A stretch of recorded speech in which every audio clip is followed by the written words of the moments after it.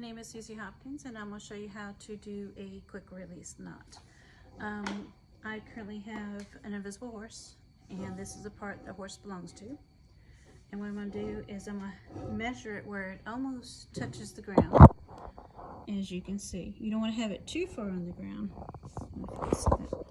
You don't want to have it too far touching the ground, because that way he can hurt himself. Okay, let's back up here real quick, right?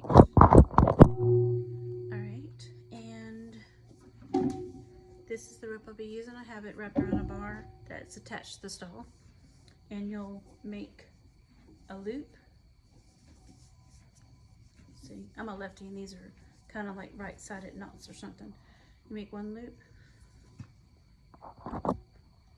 You make one loop, and then you take the other, you make another loop, and you want to put it across the front of the lead that belongs to the horse, and you bring it behind, and you stick it through the original loop that you made, and you pull it tight,